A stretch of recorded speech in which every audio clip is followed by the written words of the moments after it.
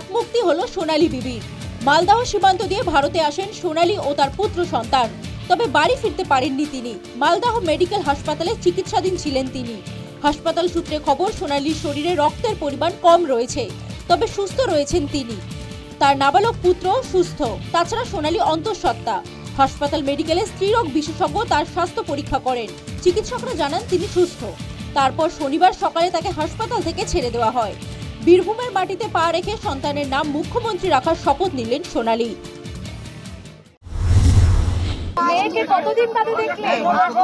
ওখান থেকে কিভাবে ধরেছিল আপনাদের দিদি? ওখান থেকে কিভাবে ধরেছিল আপনাদের?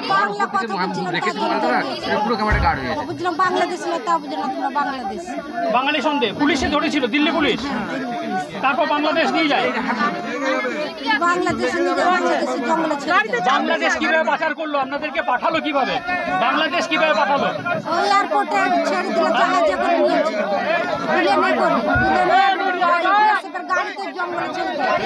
আগে যেভাবে ইংরেজরা পরাধীন ভারতবর্ষে যেভাবে ভারতবর্ষের মানুষের উপর অত্যাচার করত, সেই একই রকম কায়দায় এই বিজেপি শাসিত কেন্দ্র সরকার এই গরিব খেটে খাওয়া মানুষ যারা বৈধ ভারতীয় নাগরিক, একদম বহিরাগত জমিদারের মধ্যেও যেভাবে পুশব্যাক করা ছিল, তার ফলে আমরা মাননীয় মুখ্যমন্ত্রী মমতা বন্দ্যোপাধ্যায় এবং অভিষেক বন্দ্যোপাধ্যায়ের নির্দেশ মতো আমরা পরিবারের পাশে ছিলাম এবং আমরা আইনত লড়াই লড়েছি।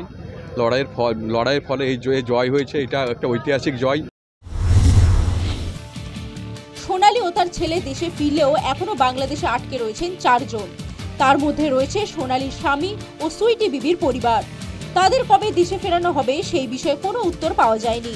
তবে সুপ্রিম কোর্ট ও কলকাতা হাইকোর্টের স্পষ্ট নির্দেশ ছিল দেশে ফেরাতে হবে সোনালী সহ পুশব্যাক করা সবাইকে, কিন্তু তা হয়নি।